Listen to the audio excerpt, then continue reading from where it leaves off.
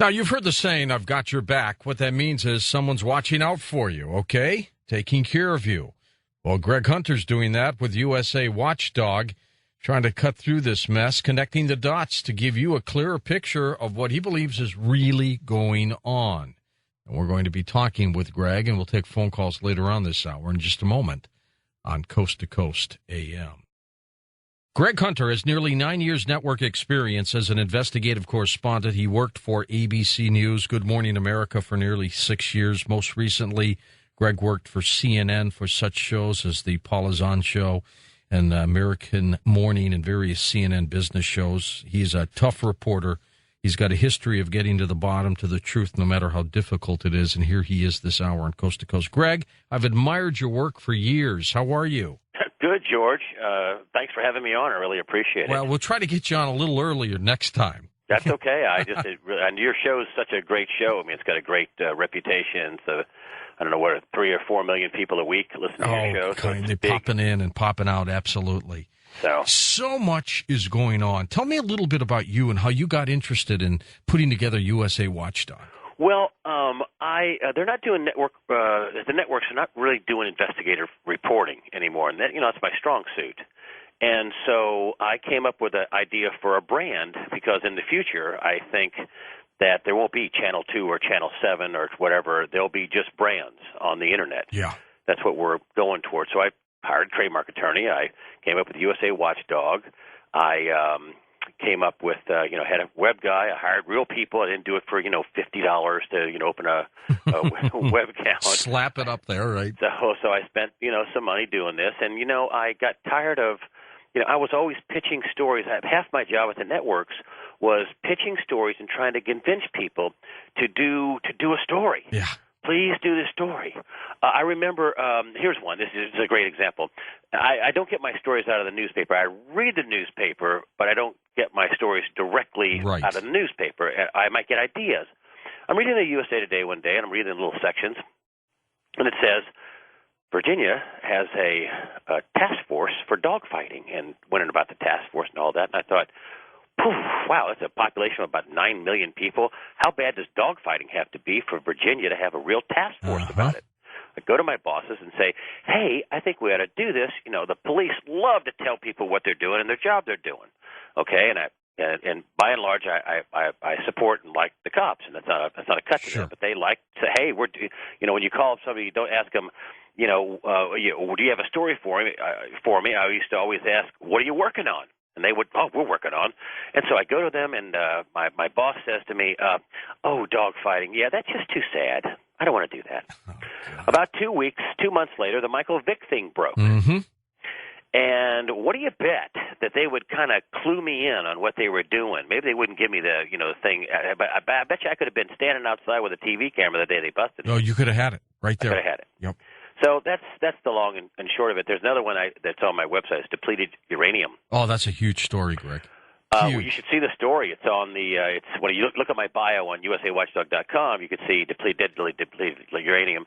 And what it really is, and it took me a lot of reading and a lot of work because I'm not a nuclear expert, to find out that it's basically nuclear warfare. Yep. It's and the real problem isn't the handling of the shells when it hits a tank.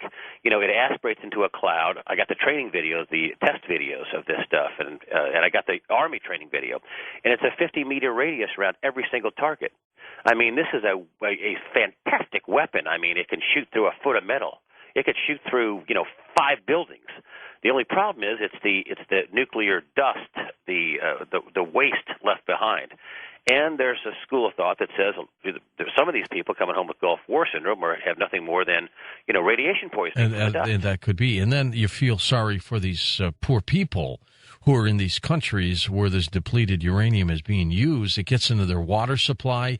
It gets into the air. That's a fact. It's a disaster.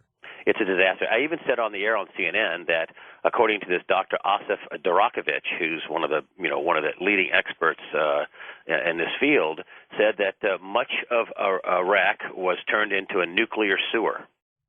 And I got to say that on the air. And of course, the Army, they denied it, but they didn't really Well, with the work you're doing, you feel free to work with us, where we'll get you on and drive people to your website to get the information that they need, because it is. I consider myself a mainstream alternative media outlet, Greg. We're big enough where we're as big as the networks, but we don't handle what they do. And some of the things that you've done in your career that I followed, plus what you're doing now, is cutting edge. And, you need a platform, and we'll give it to you here. Well, I certainly appreciate that. Want to talk about the biggest story that's not being reported on mainstream media? Yes. This is the biggest story that's not being reported on mainstream media. Now, everybody saw this whole Scott Brown story, which is a big story. And that's the networks and mainstream media's strong suit. Election, votes, tally, winner, loser. Mm-hmm. Okay. They're quick. They're immediate. Event television. Yes. But shock and awe, right? Yes. I wrote a thing called Fannie, Freddie, and Gold. Now, I don't profess to be a gold expert or a gold site, but I've been watching gold for years because it's a counterweight to the U.S. dollar. And on Christmas Eve of 1999, just a little less than a month ago, Timothy Geithner at the Treasury decided to lift the caps on Fannie and Freddie, the two biggest, Fannie Mae and Freddie Mac, the two biggest mortgage, providers in the country. Right. They have $5.3 trillion in mortgages. Well, we nationalized those two companies back in September, and I think everybody just went, "Well, that's taken care of." Yeah, whatever it means, right? At the time, we took them over because they were a government-sponsored enterprise. That's so right. The reason why the government likes that is because they could say, well, that's on Fannie and Freddie's books. That's not really on the government books. We don't have to count that against our deficit.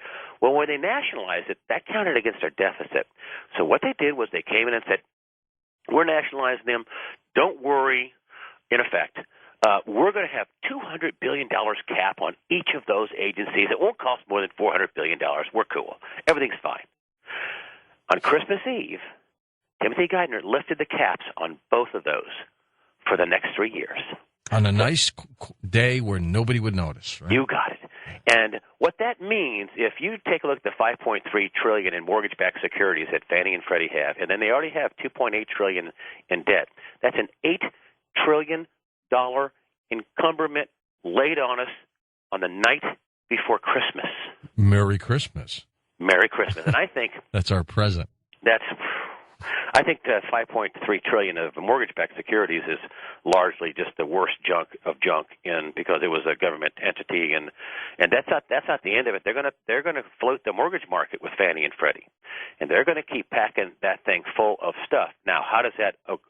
The other thing is that if you want to really take a look at the real estate market, and on my site, Fannie, Freddie, and Gold, there's this chart. It's my reoccurring chart. Every time somebody says, "Well, the real estate market's bottoming out," well, we're almost through. We're ready for a comeback and green shoots. If you take a look at this chart from Credit Suisse, it shows where we are now. We're at a bottom, kind of at a low after the subprime thing, and then you have these two giant waves of mortgage resets. And everybody thinks the subprime problem is over, but it's the second biggest group of mortgages resetting in the next 3 years. And about mid-2012, it falls off a cliff. And about 6 months after that, the mess will be cleaned up. Let's see, 2010, 11, that's 3 years. Maybe that's what the Mayans saw. But and that's what they lifted the caps for 3 years. And don't you think the Treasury has this same chart? I also did a chart on gold. And if you take a look at Ben Bernanke's very first few months in office, one of the first things he did in March of 2003 was say, we're not going to produce the M3 anymore. In effect, we're not going to really tell the world exactly how much money we're printing. Right. If you look at that on a gold chart, and you look right at the first 1/4 of the chart, you see this little blip. That's where he where he did away with the M3, and then it doubled in 4 years. There's one expert that has gone through one of our clients. He's talking $5,000 ounce gold. It's crazy. Well, we just got an what I think is we got an $8 trillion encumberment by somebody who wasn't even elected, and I think the cinch is in. The reason why I look at gold is because of inflation. And I think the cinch is in. I think you're right about the $5,000 an ounce. And I think it is a done deal that we're going to have huge inflation. And every time you hear